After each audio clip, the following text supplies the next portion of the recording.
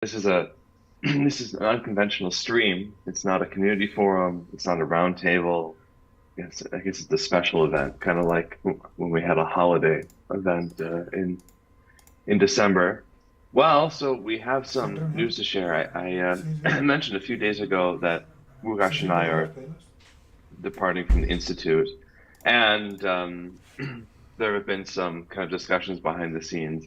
But given that Wukash and I are now basically fundraising for our next endeavor, and I've mostly pivoted now towards that and pivoted away from most of the Institute duties, and Stephen is now, as I understand it, pretty thoroughly engaged with Richard and Carlos and Nick.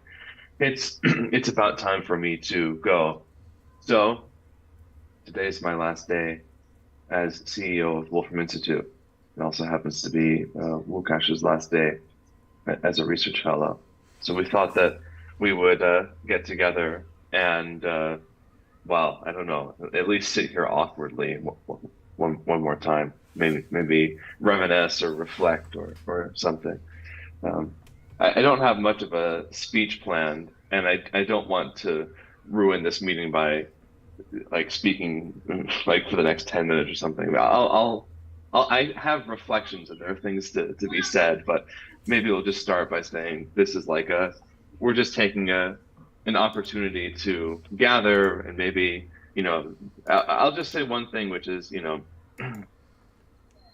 it's been, it's been a unique and fun opportunity to build and kind of lead this organization. Like I remember, um, say last year, I remember Stephen saying to me, this whole institute thing, like what if no one funds it? What if it can't be done, et cetera, et cetera. And I said, well, why don't we just try? Why don't we just try and see what happens? And so, I managed, we came up with some basic ideas and then we that worked. And then we started fundraising and we managed to raise money. And then we found some people and then came up with some project ideas and then we began. And so that's been uh, a really fun opportunity. I think the Institute is probably going to change considerably in the coming weeks. I mentioned that last time. And I will say, like, in part, I'm departing for a few reasons. One is I really would prefer just to focus on this exposition work on Langland's program, but also the kind of work that I want to do. I think ultimately kind of differs from what Stephen had originally had in mind for the Institute. It's this kind of thing happens. People have interests. Interests evolve with time, or as one's interests become increasingly pronounced or accentuated, it becomes clearer with time how individuals differ. So this happens, and there are no hard feelings. But yeah, I just want to thank uh, Lukaz, Carlos, Nick, Richard. I mean, you guys have it's been it's been fun working with you all, especially if the Institute does change considerably hereafter. Like this has been a nice chapter, a nice early chapter in the history of the Institute. And I very much enjoyed this opportunity. It's taught me quite a bit about not only organization building, but my own values with respect to organizations themselves. I mean, I'll go on the record and say that I personally think that um, research really shouldn't be managed too firmly.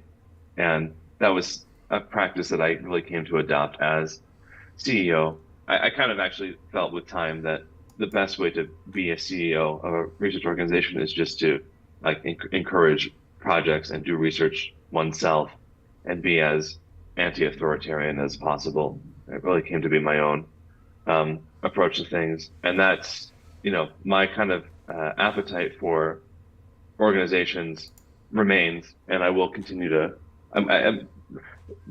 People can expect a new organization to be established sometime in the future, and so. you can only really learn these things by doing them.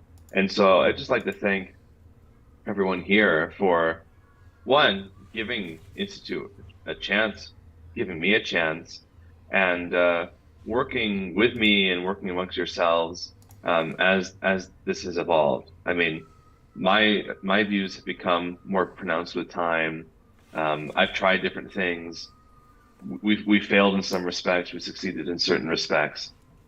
And so just everyone's kindness and tolerance and enthusiasm, creativity, it's yeah, it's it's really valuable.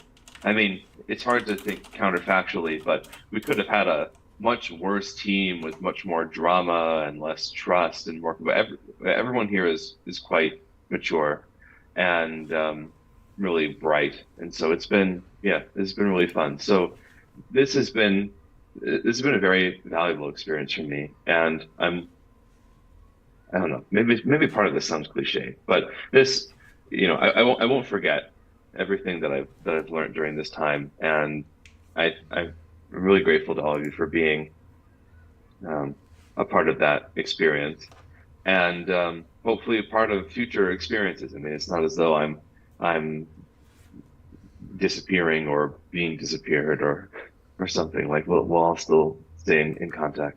So I'll just begin with that. Like yeah, thank you guys. Yeah, well, we should probably all agree that we should thank James for his work all this time. And I'll go first and say that, as you mentioned, there was this learning process. We were all trying to find the best ways that we could function, and were contributing ideas. And yeah, I have to say, I was at points in disagreement, and then I saw a gradient and I saw a delta in how things were, and that's always very encouraging, and it's a good sign. So it's very encouraging for things to come that you go on and do in the future. And as I said in private, I'll be very happy to always support them and help in any capacity that I can. And yeah, and ultimately I'm very thankful personally because via both intellectual interaction and purely institutional interaction, we ended up producing some quite interesting work. And I mean, I wouldn't have met Nick and wouldn't have collaborated so closely with Nick if it weren't for the fact that we're here, and I think we are making some interesting stuff. So yeah, on my side, all my best wishes for your next steps, and yeah, really appreciate the time and the opportunity when you first contacted me and considered me as a possible fellow as well. So Thanks, Carl. Yeah. Yeah. Oh, I guess I also can wish you good luck with your future Wagons textbook adventures and all of Thanks. that. More investors. And well, and thank you for all the opportunity you given us to collaborate with such wonderful people and projects that maybe I could have been imagining doing on my own, right? And well, and honestly, I could have been imagining that the institute could have been worse, but easily imagined it, but it was okay. It was okay. In the end, it turned out okay. So, well, what else? I don't know if Richard wants to follow up. Yeah, yeah, my time is a bit shorter than the rest of you, but it's been probably the most amount of sort of freedom I've ever been afforded, and yeah, I'm hugely appreciative of that. Yeah, just having the freedom to sort of explore topics as you like, with collaboration with others, suggestions from others, and so forth. It's been yeah, very stimulating, very exciting. And well, as I say, when a door opens, sorry, the door closes, new door opens, or whatever. So, and it doesn't necessarily have to mean that we never work again. So I can imagine there are ways in which in the future our paths can cross again for sure. So yeah, just say thank you for considering me somebody who's like utterly unqualified, at least academically, but you know, to have been given a chance to sort of, rise up from sort of programmer to someone who might think of things a little bit more advanced or whatever, is an honor to have had that opportunity. So yeah, thank you for giving me the chance and taking me seriously. It's really, really hugely appreciated. Yeah, and I will not forget that either.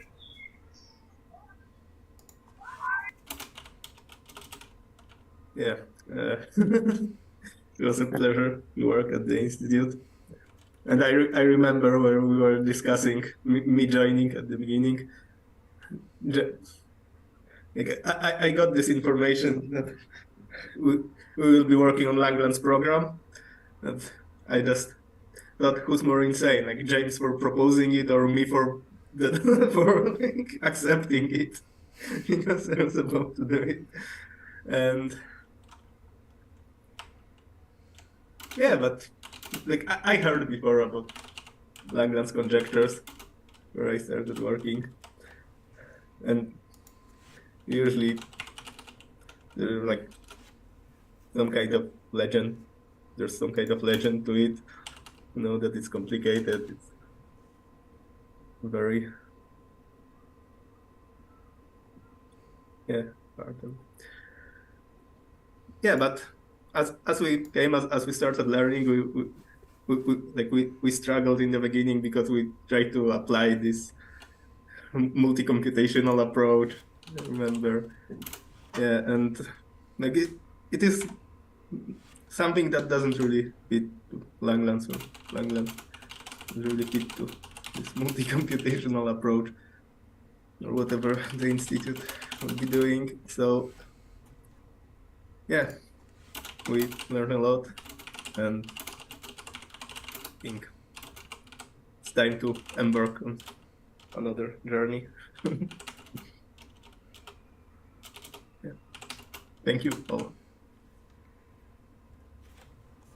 Well, this has gotten quite somber. Maybe we can what else? Eat the party.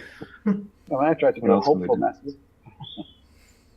Sorry, it's sober. Maybe we can Okay, say good. sober, not somber. Lose the M. I remember it took some convincing to get Carlos to join the institute, if I remember correctly. Remember we had to go back and forth on the negotiation front. I think Lukaz, I think I just offered him something in person, like in Champagne. We were like eating pizza or something. I don't remember how Nick joined. It was probably very casual. It was like, Nick, do you remember? I Like, don't, but it was maybe something like I wanna open the institute, wanna go, and yeah, I said yes. yes, something like that. Like why not?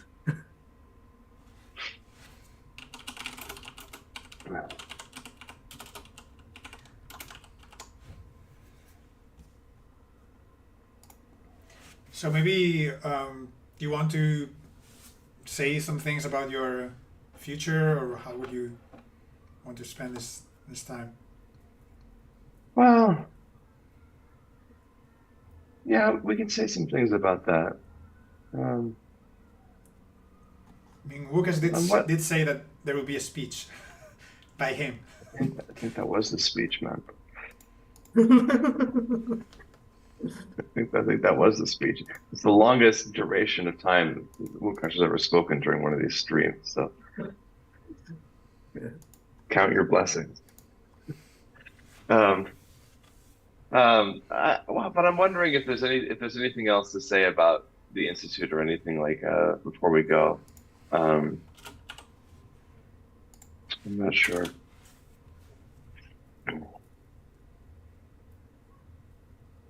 Well, maybe you can explain what people should expect from the institute from now on, if you know Well, what's actually going to change. but the honest answer is I don't know. In fact, you guys might be able to say with greater certainty? I mean, why don't you tell me?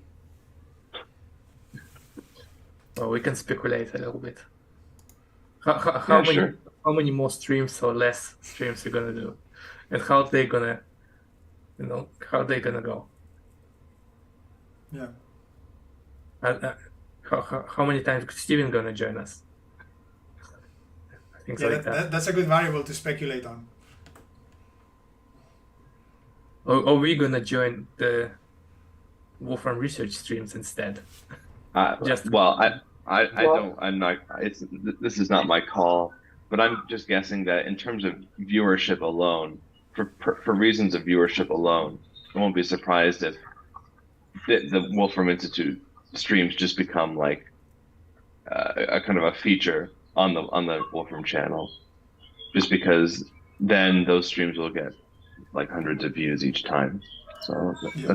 that's what I guess they'll do.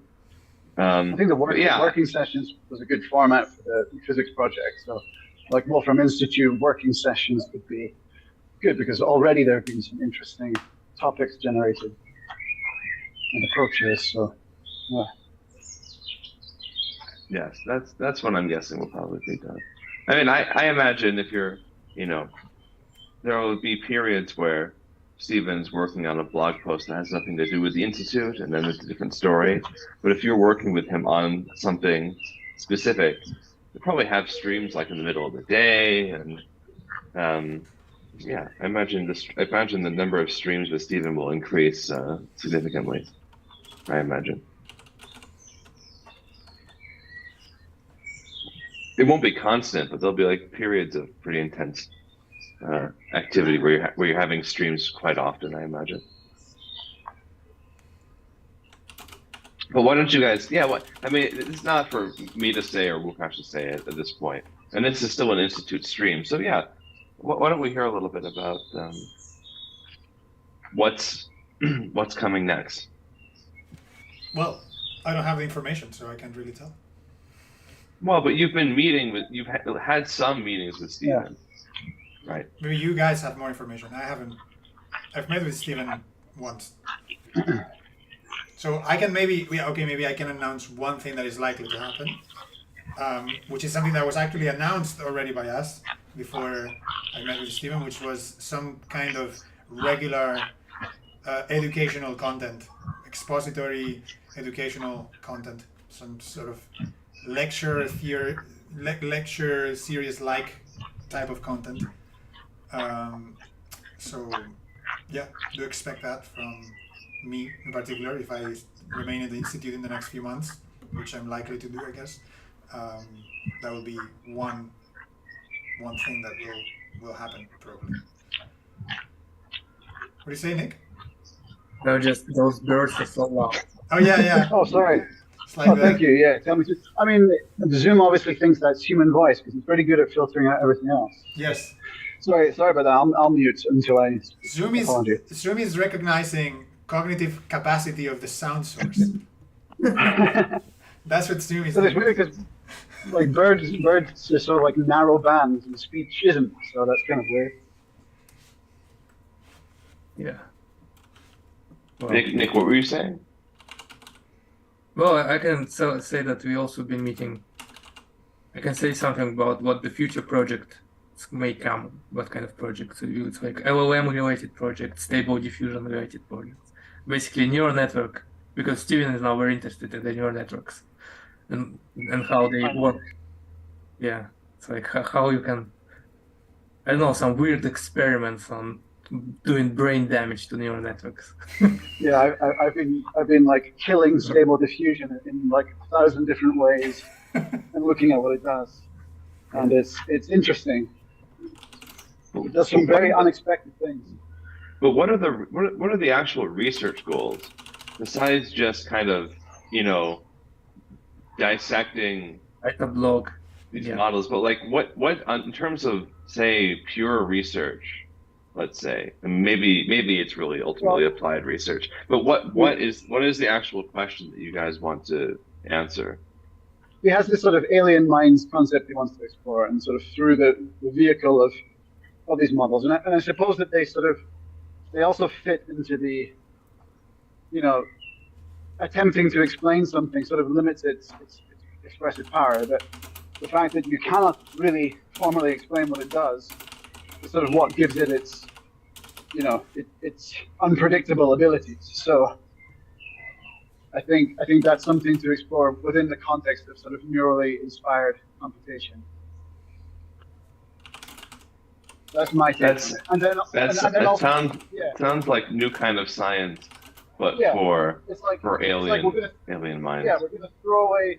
Sorry if you hear the plane. You shouldn't hear the plane. I can't hear it. The plane's not as intelligent as the bird.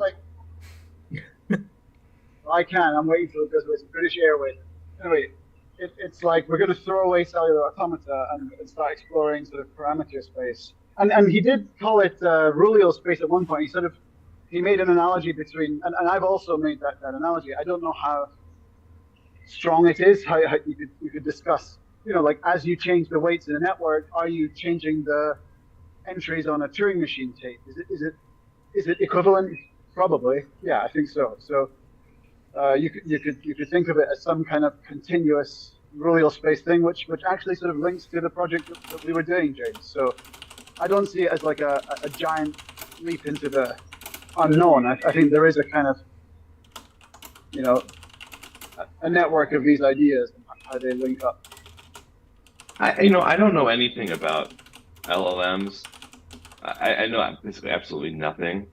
But my only question, it's a naive question, is at least in the case of formal systems that have been studied in the past, like like a sandpile model or like limited register machines or string rewriting, like the rules are simple, whereas LLMs have a large number of parameters. So it kind of, in terms of the greater paradigm, they're quite different. They're no longer like simple. It's no longer the study of simple programs anymore. Or is that not the right way to think about it? I mean, if the number of parameters is large, isn't it really quite different from something like a Turing machine or a CA or something like that? Not really. That's kind of the point. But it more resembles the actual, human brain because and its stability in those parameters. It's not just like if you just change a single bit on the Turing machine, single parameter on the tape, it will can completely change the program.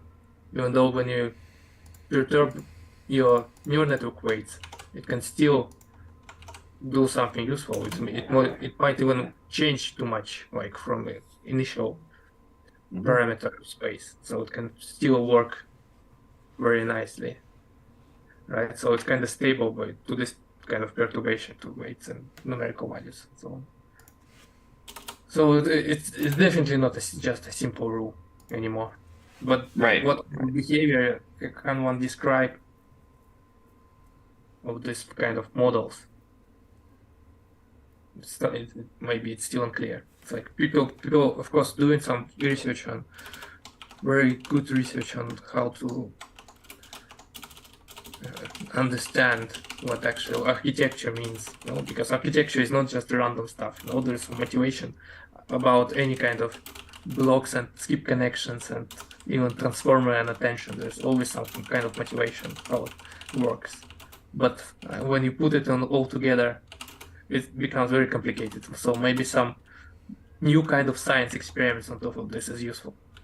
So maybe that's the main motivation. So as the output of our research, it will be at least like a block of those kind of experiments. It's not necessarily, maybe it's not, we're not gonna find some interesting stuff or some, breakthroughs or whatever. But at least like as exposition or an explanatory piece about all these neural networks and what can people do with them, how do they work. That may be good. So instead of just examining the behavior of simple programs, you're taking a rather sophisticated architecture where you're kind of stress testing it and you're trying to examine how it responds to certain perturbations, or Richard, what are you calling it? Like artificial brain damage? No, well, that's one of the headings in the notebooks I made, but the sort of umbrella term I'm calling artificial neuroscience on top of the old term artificial neural network. I mean, neuroscience learned a lot by pathology. It's like, oh, somebody had an industrial accident, some spike went through some part of their brain, and now really weird things are happening that sort of teach us about how the brain works. I mean, it's kind of interesting that you can understand a lot about something by how it breaks down, the manner in which it breaks down. So that was kind of the idea, and yeah.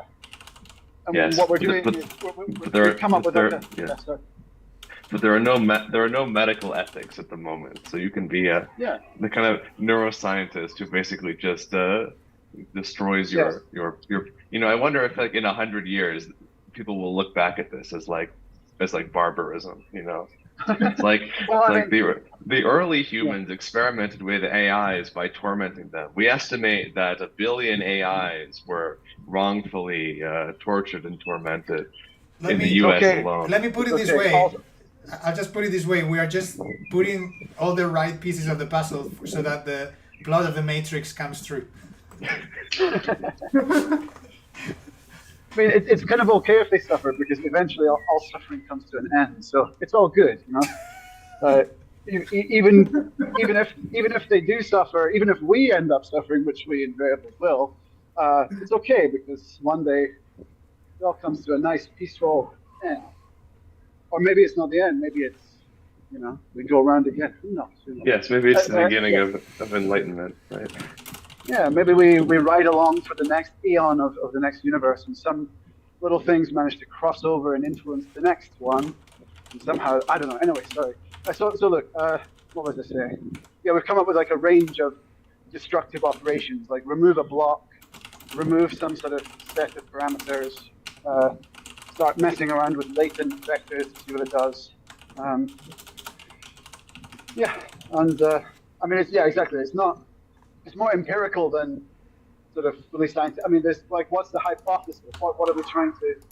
In fact, Nick had a hypothesis, which was, if you remove certain things, you'll have slightly blurry images. And I think there's actually already a little bit of evidence of that appearing in some of the samples that I've generated, where you end up kind of with a lot smoother images. But some of the stuff it produces is absolutely wild and weird and unexpected. So, and the thing is, these things are sort of running for like, I don't know, 50 iterations or something in order to produce the output, in which a lot of different things can happen. So, but what I like about it is this is a kind of doorway into the whole analog recurrent neural networks, which are sort of a theoretical model that Hava Siegelman has come up with, which is like, as soon as you have a truly analog recurrent neural network that's self-modifying, you're in this sort of super Turing regime, which is something I've heard a couple of times Stephen sort of reject the notion of that there is anything sort of beyond Turing universality or whatever. But, well, a bunch of people have explored this, outside the box, sort of outside the Turing box world, and it's there. And so, yeah, the question is that the computational capacity that we as human beings possess? Who knows? Because the brain is certainly not fully discrete nor fully continuous. It's a sort of interesting mix of the two. It's constantly adapting, self-modifying through, neural processes, genetic, epigenetic. It's just insane. So, what we're doing with neural networks. I mean, Max Tegmark had some interesting comments about the relations to physics, where you have these sort of linear and non-linear operations sort of interspersed. You should search that and look. He had a few talks that he gave about that. So I mean, hopefully Stephen will come around to the possibility that there's a world beyond Turing universe stuff. So Richard, are you and Nick both working on basically ML for the indefinite future? I don't know what could come after that, but at the moment, that's what I'm looking at. Yeah. Basically, yeah, just tinkering with neural networks and all of the tooling for that. It's not just like you have to create some environment to make some nice visualization for in the notebooks, so that maybe to even work with neural networks directly from the Wolfram language, which is not very nice at this point, but it's kind of maybe we should push in that direction. Well, Steven even buys a new GPU card at this point. He's in the process of buying GPU card for his computer.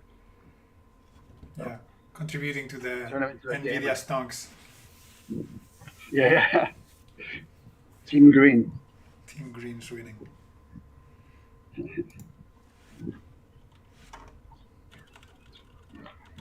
I mean, Carlos, I should add that okay. there will be some. I mean, we are finishing off the hypergraph packlet. That's also a thing that's happening.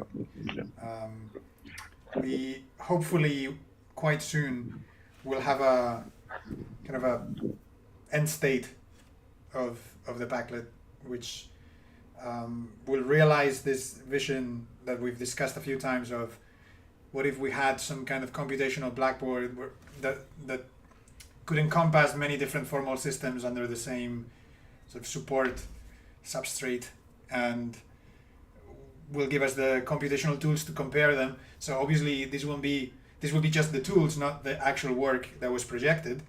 But I think that's almost as important, right? I mean, these tools didn't exist. There was some, tangible delta is gonna happen. So that's gonna be the work of the last few months, and that's, your legacy in a way, Well,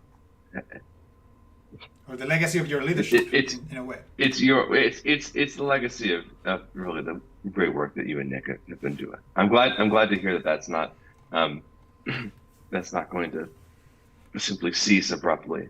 That'll be a nice. It being a packlet is one thing, but just the fact that you'll have some definitive, finished manifestation of the work that you've been doing. That's the most important thing. And Carlos will be giving a talk at a conference in Vienna in July. Yep. On some of the work that he's been doing there here too. Carlos, so maybe you don't want to speak about it in depth because the information remains lacking, but do you know what you'll be doing? No. No. Okay. I mean, Me neither. I am gonna, my work is to continue to develop the packlet, and and I'm doing the basic research. But yeah, I mean, I don't know. I don't know exactly what my role is going to be at the institute yet. So this is. I imagine Stephen will contact me at some point next week and clarify. Do you have a title in mind that you want, like Viceroy or Magistrate or just Architect? Hyper King, like Techno King. Architect? Oh, that was just a mix. I was an attempt. Yeah. It was really bad. I couldn't think of any other. I appreciate it. Yeah, no, I appreciated it too. I think they based that off of Vint Cerf, the architect in the Matrix. He looked exactly like Vint Cerf, who was one of the guys who was very much involved in kind of early internet affairs. Mm-hmm. I've actually met Vint a few times in a previous life. But yeah, he looks exactly like Vint. So anyway, that's a kind of funny. It would be funny if it was Bob. If it was Bob Metcalf instead of us. That would be funny. Or Tim Berners-Lee. But like Bob wouldn't be a good Hollywood movie villain. Is he a villain Yeah, now? maybe Tim. What the? You mean the architect? Interesting. Is the universe a villain because the laws of physics allow for evil facts to happen or for evil actions to happen? That's kind of. Oh man, here we go.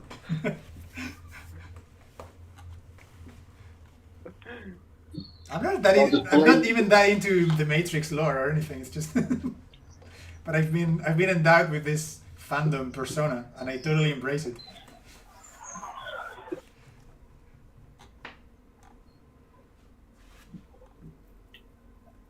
I think for viewers, by the way, one thing that I think will stop are all these pop culture references during these streams. Maybe. I don't know. I referenced the paintings. You seen that pattern peep in the last meeting because one of the outfits looks a little bit like it. So I'd say that's pretty cultural. It's like a surrealist painting with a pipe, and it says, "This is not." Yeah. It's not a pipe. Yeah. It's a representation of a pipe. Everything is a representation. Oh, right, Renee. I'm sorry, the word infracalculus is on the tip of my tongue because, in reference to Carlos, I thought there was talk of exploring that. Did I cut out? Yeah, I think you did. Oh, I was asking about the infracalculus project. Whether, Oh, right. Yeah, I don't. Yeah. Stephen did mention that possibility, and I think if the institute is really going to be as Stephen suggested or intended, an extension of his research interests, and this kind of collection of people working in very directly adjacent topics to Stephen's research work, then infracalculus, as has been called, is the closest topic that corresponds to my project. In some sense, if you read charitably the definition of what Stephen means by infracalculus, it's almost indistinguishable from some of the things that I've been doing. Like trying to identify operations that cannot be captured by traditional mathematical operations and go beneath the calculus, right? Hence infracalculus. But I don't know. I mean, I'll be happy to work on along those lines. I mean, as long as the tools are developed, I'm happy to actually use them for several things, because I am more worried now that I kind of set on this path of tool development with Nick a few months ago, and I feel like I don't want this to just linger and it'd be better to have this more and this bit more. I prefer to sort of like fully focus for a few weeks and just finish off like some functioning package that is ready to use and is powerful, and then you can build more stuff. I can build my things independently. I don't have to pester Nick every time there's like, oh yeah, this thing's not moving correctly and so on. And I think our packlet is going to be quite appropriate for things like infracalculus and xenomathematics, subaxiomatic kind of things. Anything in that direction, metamathematics, all these kinds of interest of Stephen. I think our functionality and my approach and part of my personal project is going to be quite relevant and quite directly connected. So I imagine that's going to be my role. I mean, I imagine that's what Stephen thought when he suggested to me that I should continue. I mean, he was not saying, "Oh, we don't need you anymore at the institute," right? He didn't say that. So that's when I'm guessing that he sees the future looks like. Like I'll produce some. I said I think I'm more of a expository material kind of person. I like to lecture. I like to present pedagogically and so on. And he said, absolutely, I think that's a good fit for you, and it'll be nice to have some running series of lectures and things like that. And I'm very happy to invest time in making some nice content in that way. But at the same time, I think my research interests also align with some of some of the interests of Steven. So in the near future, we could work together. And yeah, so. So it's like the quote from Pi. It's not the numbers. It's what's between the numbers. Mm.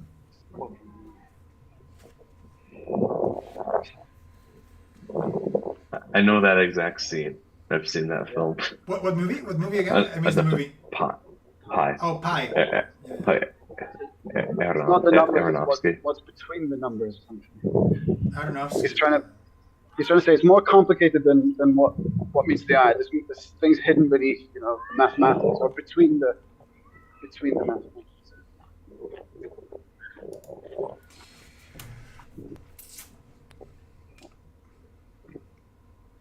I don't know a great deal about the infracalculus, but I was interested in this fractional composition thing. Is there any link to it at all, or not? Separate. Richard, your audio quality Oh. is somewhat poor. It sounds like you're in another room, and that room has a lot of birds in it. Okay. I shall not speak then. No, that's not the antidote. No, there has to be a better. That's not. Maybe you could hold the phone closer to. Maybe you could speak closer to the microphone or something. I mean, I thought I was using my Bluetooth mic. Is that any different, or? No. Well, we're getting the Steven out and about treatment.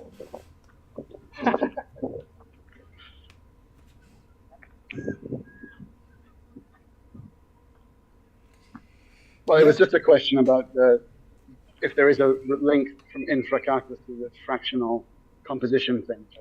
I'm not really sure, but That doesn't. I mean, fractional composition, is that where? I missed some of the message. So. Okay, 1 second. I'm going to take myself off of Bluetooth. I don't.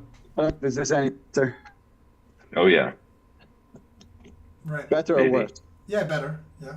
What about Okay. like at the eye doctor? Yeah. So. I'm really sorry.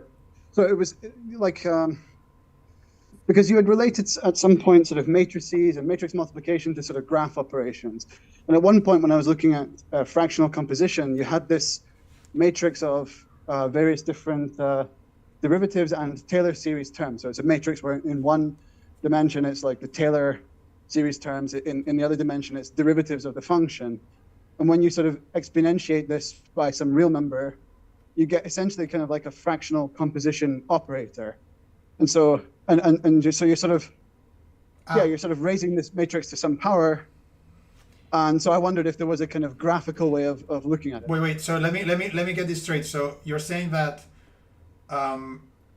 given a matrix A squared is the composition of A with itself, but Yeah. A to the power of P for some real value P is some fractional composition. Is that what you meant?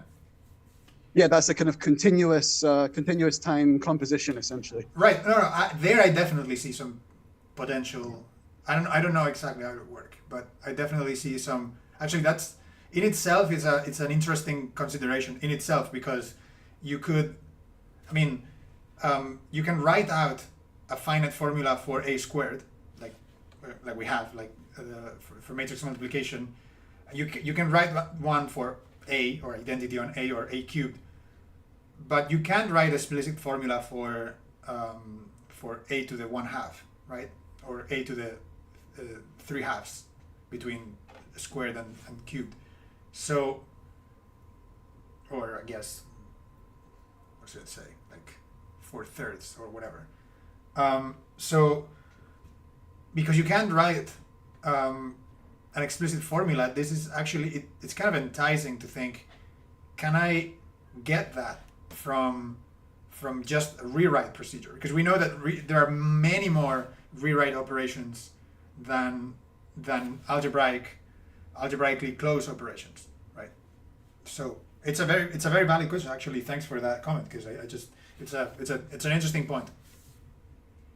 Yeah, it's because you had sort of made that link between sort of matrix operations and graphical operations, and like obviously the exponentiation part is done by, like, you decompose the matrix and then you just raise the diagonal terms, which is easy because those are just real numbers.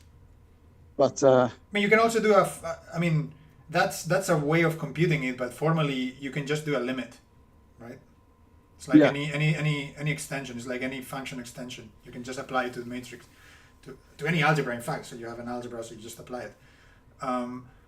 So I think as soon as we deal with integer kind of edges and integer multiplicity of edges like we do, we don't have a way of representing fractional multiplicity, and that's what I think emerges when you do fractional powers of matrices, right? Because you basically your edge weights become fractional, right? So if you can have two edges, but now you have to like have half an edge and arbitrary number of edges of the same edge.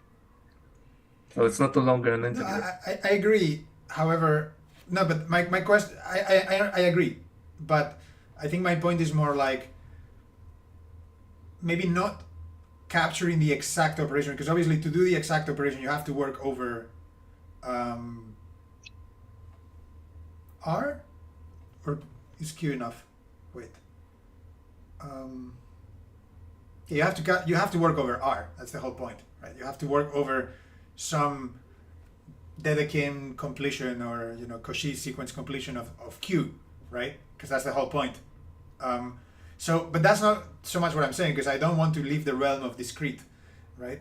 So what I'm saying is maybe there is a clear construction in graph rewriting land that tells you that you are interpolating between doing identity and doing squared, or doing 0th power or doing identity, like 1/2, like square root, something like that. Which I think rational would be make Yeah. more sense. I was just going to say, yeah. yeah, but Like, rational. What do you mean rational? So like it's clear how you can have integer multiplicities of edges, right? Sure, Basically integer entries in your matrices. sure. But before jumping into continuum, maybe. But I understand what you mean. What I'm saying is maybe there's, even before considering Q, rational weights, right? Yeah. I'm saying maybe it makes sense to consider just integer multigraph operations that are algebraically related to the ones that you identify with the integer powers, for example, but only in the rewrite territory. So, for example, I'm just speedballing here, but taking the square is a square root is defined as the inverse of taking the square, thought of as a unary operation, right? So taking the square is just a rewrite procedure, right?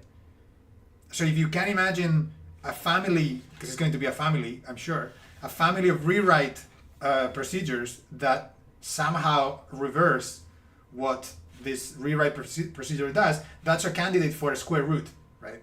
And it would look it would just be integer, right? Like it's not, and you can imagine that in some finite realm, this is going to be a closed problem and you can solve it and you can square root your rewrite thing, right? Those would only work on the true squares, right? So Yeah, it's it's not gonna work for arbitrary. No, I agree. True squares, as in, but let me put it this way. So, to do rewriting on a graph with the rule of the V that collapses to a single edge, right? Like the path kind of rewriting that everyone's familiar with, that leads to taking a square, right? If you just have a single graph, that leads to taking a square. So the question is, what family of rewrite rules can you find to reverse this, right? Which, I mean, you can literally just write the rule backwards and say every time you find this.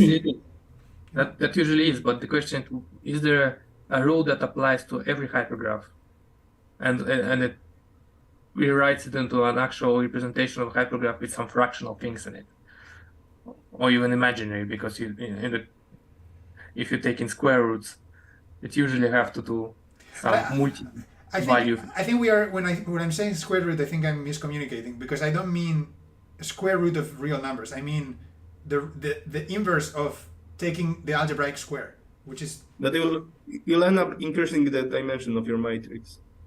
no. No, you may need to add a vertex. No. What I'm thinking is much more. It's much more pedestrian. I think that where your guys are going into. So it's that if your square is tied to this rewrite rule, which is just take two adjacent edges and rewrite the composition, right? What is the reverse of this? Intuitively, you would say, well, maybe just when you have one, you just you have one and one empty vertex next to it, whatever. Then you create two, right? Like the literal reverse of the rewrite rule, right? Like that could be a. I don't think that's going to work that naively. What if you don't have an empty vertex? Like, But that's what I'm saying. Empty vertex means arbitrary vertex, right? It's just for the rewrite rule. So this is what I'm saying. Like naively, you can think of something that can go backward. So all I'm saying is, theoretically, there's a class of rewrite rules that, under some criterion, are going to undo to some degree what your rewrite rule was doing previously. So you can think of that as the inverse of that rewrite rule in some sense, right? So that's why I'm saying that you can explore the question of taking the square root for integer matrix multiplication without actually having to extend your field in any way, which is precisely this theme of infra calculus. Like, because we have access to this rewrite language, which is somehow more primitive or more, I don't know, parsimonious in a way, or I don't know how to call it. Like, I don't want to call it fundamental because it's just different, right? I don't know. But because you have access to that, you can pose these questions in an entirely rewrite theoretic way. And you can say, if this particular rule leads to the construction of taking the square, then if I have some way to identify rules that are in some rewrite theoretic sense inverse to this rule, then the kind of operations that these lead to will be the square root. And it will be very cool to check that they're in some finite regimes. These are literally the square roots, meaning that things factorize, right? But anyway, it's just an idea. I mean, so yeah, Richard, it's very closely related. That's the whole point. Cool. Thanks for your response. It's nice to generate some interesting discussion. Yeah, and unfortunately, guys, my family are really knocking on the door, so I'm gonna have to call it a stream. Yes, understood. Well, this conversation, I think, only further buttresses the obvious claim that things are going to continue swimmingly, over the next few weeks. You guys are, yeah. Well, hey, it's been fun, and you have my number. We're in contact. We'll remain in contact, but no longer under the same professional terms. So, guys, it's been an honor, and best of luck. Let's see what happens, for all of us. And yeah, thank you. It's been a pleasure. Cheers.